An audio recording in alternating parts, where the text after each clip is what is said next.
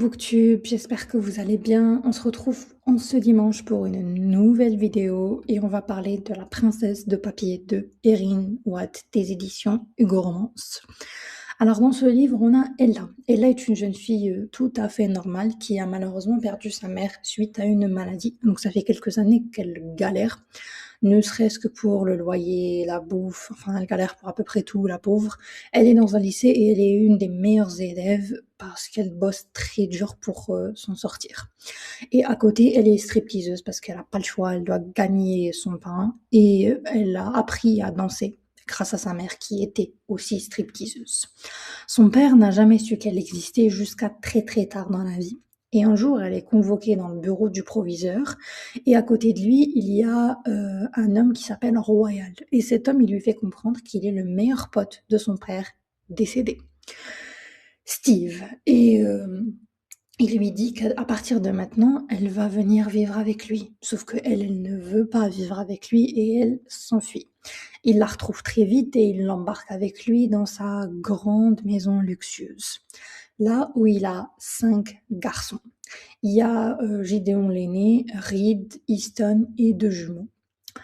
Alors, elle, au départ, elle n'était pas chaude pour vivre avec eux, mais en plus de ça, les 5 garçons vont lui faire vivre l'enfer sur terre, parce qu'elle a eu le malheur d'exister et que leur père la préfère à eux. Et ça a toujours été un problème entre eux et leur père, mais vu qu'ils peuvent pas, enfin, ils essaient de punir leur père à travers elle, si vous voyez. Et il faut savoir que leur père a une petite amie, elle s'appelle Brooke. Personne la kiffe dans cette maison, mais en gros, tout le monde a compris que c'était la croqueuse de diamants par excellence qui était là juste parce qu'elle voulait un train de vie luxueux. Parce qu'il faut savoir que en plus de leur père, la meuf, elle reluque ouvertement ses fils, qui sont pour la plupart d'entre eux mineurs. Donc je trouve ça dégueulasse personnellement. C'est un personnage que vous allez pas pouvoir vous l'avoir en peinture. Anyway, alors Ella, elle vit avec eux et tout se passe très très mal les débuts parce qu'ils lui font des pranks horribles. Par exemple, un jour, ils lui disent qu'ils vont à une soirée super chic alors qu'en fin de compte, tout le monde est en jean. Et il la laisse revenir toute seule à pied de cette soirée. Eux, ils partent et ils l'abandonnent au plein milieu de la route.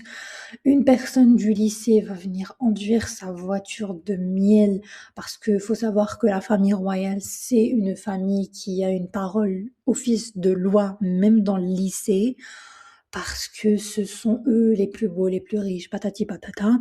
Et du coup, tout le lycée tourne contre elle juste parce que les royales ne la kiffent pas. Ok. Et elle, c'est pas une fille qui se laisse faire. J'ai adoré son caractère. Elle a vécu beaucoup de choses dans sa vie, notamment le décès de sa mère, le fait qu'elle ait dû subvenir les besoins les plus primaires d'un être à un âge très jeune. Donc c'est pas eux qui vont lui faire peur. Elle leur tient tête et elle fait tout ce qu'elle peut pour s'en sortir. Et après tout, il lui reste pas très longtemps, 2 ans avant d'avoir son diplôme. Alors ça va, elle va tenir bon. Sauf que bien sûr, vous vous en doutez, il y a aussi le côté avec son père. C'est vrai que maintenant, elle sait qu'elle a un père qui n'a jamais su qu'elle était en vie, et il s'avère que c'est elle la seule et unique héritière de toute la fortune de son père, qu'elle héritera normalement à ses 18 ans, un truc comme ça. Sauf que son père était marié à une femme avec qui il n'a jamais eu d'enfant, parce qu'apparemment, après avoir eu Ella, il a eu un accident, il pouvait pas. Du coup, la femme à son père, Dina, qui est aussi un personnage dégueulasse, se retourne contre elle. Déjà qu'elle la kiffe up, c'est la fille de son mec avec une autre femme. Et elle dit, ben non, non, je conteste ce testament, il n'est pas question qu'elle ait tout le fric. Et elle menace Ella littéralement parce qu'elle lui dit, je vais te faire traîner l'affaire des années et des années durant dans le tribunal, ce qui fait que tu n'auras jamais cet argent. Bref, elle est dégueulasse, Dina, rien d'autre à dire. C'est juste une croqueuse de diamants qui, dès qu'elle est décrite dans le livre, tu vois que toute la maison, elle est remplie de portraits d'elle naked. Donc ça en dit long sur le personnage. Mais de fil en aiguille, on va apprendre 10 fois pire sur elle. Anyway, donc Ella, c'est vraiment dans cet environnement qu'elle évolue. Elle trouve du taf, elle fait tout ce qu'elle peut pour s'en sortir. Et quand elle tombe amoureuse de Reed, c'est là que les choses vont commencer à s'améliorer un peu dans sa situation. Et maintenant, pour toutes les personnes qui ne veulent pas se faire spoiler sur le tome 2, arrêtez-vous là. Pour ceux qui continuent avec moi, sachez que, alors, la petite amie de leur père dont je vous ai parlé, Brooke, euh, eh ben, elle fait pas que bader sur les fils de son mec, elle se les tape également. Et elle s'est tapé Reed plusieurs fois. Et à la fin du bouquin, quand Reed et Ella sont en couple, il va y avoir un flagrant délit, si je puis dire ça comme ça, parce que Ella va entrer dans la chambre de Reed et elle va voir qu'il est allongé, pratiquement nu, avec Brooke, également toute nue. Et là, elle va comprendre qu'il se passe un truc entre les deux. Du coup, elle prend ses clics et ses claques et elle se barre. Chose légitime, j'ai adoré le caractère de cette fille parce que franchement, c'est quoi le problème de ce mec pour se taper la meuf à son père? On va apprendre qu'il détestait tellement son père qu'il voulait se venger par tous les moyens parce qu'il faut savoir qu'ils le tiennent responsable de la mort de leur mère. Parce que quand elle est morte, leur mère, c'était une overdose ou un truc comme ça, et ils blâment tous leur père, parce que pour eux, c'est à cause de lui qu'elle se sentait pas bien, c'est à cause du fait qu'il voyageait tout le temps, qu'il travaillait tout le temps, et que ben maintenant, ils se retrouvent sans la personne qui comptait le plus pour eux à cause de lui. Donc, un jour où il était complètement éméché, Reed a bien eu des rapports avec la petite amie de son père et elle lui annonce une énorme bombe qu'elle est enceinte de son gosse. Du coup, lui, sous le choc, il n'arrive même pas à rattraper Ella, du coup, il la laisse partir et il est en PLS. Parce que savoir que tu vas avoir un enfant avec la meuf de ton père, c'est un truc assez compliqué. Et c'est là que on va ouvrir la parcelle du tome 2, parce que oui, ça, ce n'est que la fin du tome 1. Donc, dans le tome 2, on a Reed qui est vraiment à bout. Il sait pas où est là. Brooke est enceinte, mais il a un deal avec elle pour qu'elle ne dise jamais à son père que c'est lui le père et pas lui. Et ils sont pieds et poings liés, au fait, parce qu'il cherche Ella partout, mais il ne la retrouve pas. C'est une dure à cuire et elle a l'habitude de vivre toute seule, donc c'est pas vraiment évident de la retrouver. Mais bien sûr, vous vous en doutez bien, Callum, leur père, je me rends compte que je vous ai pas dit son nom, il la retrouve grâce à un détective privé parce que lui avait donné de l'argent à Ella pour qu'elle reste avec lui.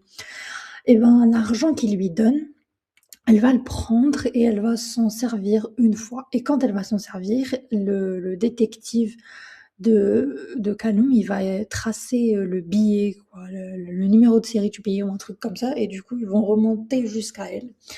Il la ramène de force, et c'est là qu'elle va revoir tous les garçons, y compris Reed. Et c'est très compliqué parce que comment tu peux expliquer à ta meuf que tu viens de mettre enceinte la meuf de ton père? Donc on a vraiment cette situation assez complexe au début de ce tome-là.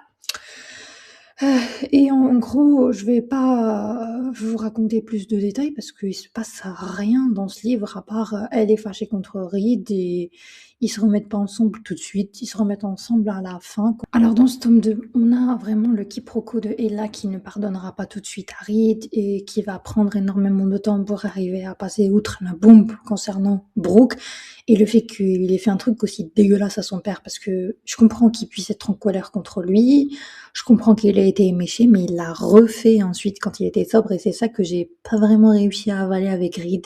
C'est un personnage assez controversé, je dois dire. Le tome 2, c'est à peu près ça. Elle va passer tout le tome 2 à lui en vouloir d'avoir fait ça, parce qu'il a détruit leur couple avec elle, là, concrètement. Et faire confiance à quelqu'un aussi qui vous a fait autant de mal, c'est pas évident. Et du coup, on a tout ce livre sur cette DA-là. Est-ce qu'elle va lui pardonner? Est-ce qu'elle va pas lui pardonner? Alors, pour ceux qui ne veulent pas se faire spoiler sur la fin du tome 2, arrêtez-vous là. Et bien sûr, comme vous vous en doutez, elle va lui pardonner à un moment. Et à la fin du tome 2, franchement, il se passe pas grand-chose à part ce que je vais vous révéler. Il y a Brooke qui décède, qui a été assassiné plutôt. Et on va découvrir aussi que le père de Ella, Steve, est bel et bien en vie et qu'il est juste à la porte de la maison des Royales. Et sur ce, s'arrête le tome 2. Donc si vous voulez lire le tome 3 sans vous faire spoiler, arrêtez-vous là, je vous préviens. Le début du tome 3, en gros, on est sur un énorme truc où Brooke est morte, Reed est accusé de l'avoir tuée et Steve est en vie. Steve sait pas que Ella est sa fille, donc les premières interactions qu'il a avec elle, il n'a absolument aucune putain d'idée qu'il est en train de parler à son seul et unique enfant. Et maintenant qu'il est en vie, ben, il va vouloir récupérer sa fille, donc elle va vivre avec lui pendant un certain temps, mais ils vont aussi découvrir que le père du bébé que portait Brooke, ce n'était pas Reed, mais c'était bien leur père Callum. Et lui, il est choqué parce que pour lui, depuis le début, c'était le père, enfin c'était Reed, le père de cet enfant. Il savait très bien qu'il avait eu des rapports avec sa copine et il s'en foutait. Alors Reed, qui était accusé, bien sûr, vous vous en doutez, ils sont riches, donc ils vont fixer une caution que Callum va payer et Reed sera libéré de prison. Mais le meurtre reste toujours en suspens et la question dans tout ce tome, c'est qui a bien pu tuer Brooke. Donc en gros, toute la DA du tome 2, comme quoi Reed était pétrifié que son père sache ce qu'il avait fait, ça servait à rien parce qu'il l'était déjà. Et que pour lui, c'était Reed, le père du bébé, que portait Brooke. Et comme c'était un royal qui le portait, il acceptait toutes les conneries qu'elle faisait. Et en apprenant que c'était son fils, vraiment le choc n'est pas passé parce que pour lui, il pouvait pas avoir d'enfant vu les conditions médicales de sa femme quand elle a eu son dernier enfant, ils lui ont dit qu'une autre grossesse la tuerait. Et vu qu'elle, elle voulait absolument une fille, il savait qu'elle allait tout faire pour tomber enceinte. Du coup, ce qu'il a fait, c'est qu'il s'est fait une vasectomie pour pas avoir de gosse, mais elle a échoué manifestement. Et sur ce, il va y avoir enfin un rapprochement entre Reed et son père et ils vont enfin réussir à passer outre. En ce qui concerne la pauvre Ella, elle sera obligée de vivre avec son père pendant un moment. Elle se remet avec Reed, tout va bien entre les deux amoureux. Sauf que maintenant qu'elle vit sous le même toit avec son père et sa belle-mère, c'est l'enfer sur cette putain de terre, si je puis dire. Et vraiment, le tome 3, ça va être la consécration de couple de Reed et Ella, mais aussi qu'est-ce qui s'est vraiment passé avec la mère des 5 garçons, la femme de Callum, pourquoi elle s'est suicidée, qu'est-ce qui s'est passé. Et on a aussi le fait que le père d'Ella est une personne horrible, contrairement à ce qu'on avait pu voir dans les tomes précédents, personne n'apprécie ce mec. Même sa propre femme est là juste pour ses intérêts financiers, elle l'aime pas plus que ça, et même sa fille ne le considère pas comme son père, elle préfère littéralement Callum, le mec qu'elle pouvait pas supporter au début, le père des 5 gosses, que son propre père biologique. Et pour ceux qui veulent pas se faire spoiler la fin du tome 3, on s'arrête là. Pour ceux qui n'ont pas peur ou qui veulent se faire spoiler, sachez que le père d'Ella, il s'est tapé la mère des 5 garçons, oui, la femme de Callum. Et elle se sentait tellement coupable qu'elle a préféré mettre fin à ses jours. Parce qu'elle voulait pas, elle pouvait plus vivre avec cette culpabilité. Est-ce que ça allait détruire, un, leur amitié, deux, leur partenariat, parce que je vous ai pas dit ça, mais ils sont partenaires dans leur entreprise, trois, leur vie, parce que ils pourraient jamais accepter ça. Callum, il aimait Steve d'un amour inconditionnel, mais en ce qui concernait sa femme, c'était pas négociable. Et vu qu'ils avaient tous les deux des vues sur elle au début, et que c'est Callum qui a réussi à l'épouser, Steve, ça c'est toujours resté en travers de la gorge, et quand il a enfin pu la voir, il allait pas se retenir. Et du coup, c'est Ella qui découvre ça. Et quand elle découvre ça, elle va découvrir que son père, il limite a failli la buter pour qu'elle le dise pas la vérité. Sauf que contre toute attente, son horripilante belle-mère, elle a réussi à la protéger. Aussi le fait que l'ex-petite amie de Callum, Brooke, elle avait été là au mauvais endroit au mauvais moment parce que il avait tué Brooke en pensant que c'était son ex-femme Dina. Parce que en gros, Steve, il a eu son accident à cause de Dina. Quand elle a su qu'il avait une fille, elle s'est clairement débarrassée de lui, sauf qu'il avait pas de preuves pour l'accuser. Et quand il est rentré chez lui, il a confondu Brooke avec Dina et la pauvre en est morte. Et en fait, il s'est remis avec elle après juste pour la punir. C'est très bizarre. Ce livre, franchement, il y avait des moments où je me disais, ça part trop en cacahuète. C'est limite plus réaliste à certains moments. Donc mon avis global sur cette saga, franchement les rebondissements c'était bien, les personnages ils étaient bien faits. J'ai bien aimé Ella, j'ai bien aimé son couple avec Reed, mais arrivé à la fin du tome 3, je sais pas, j'étais pas plus convaincue que ça. Oh, le tome 1 il était super bien. Le 2, ça commençait à descendre de niveau et le 3, j'ai failli lâcher la saga.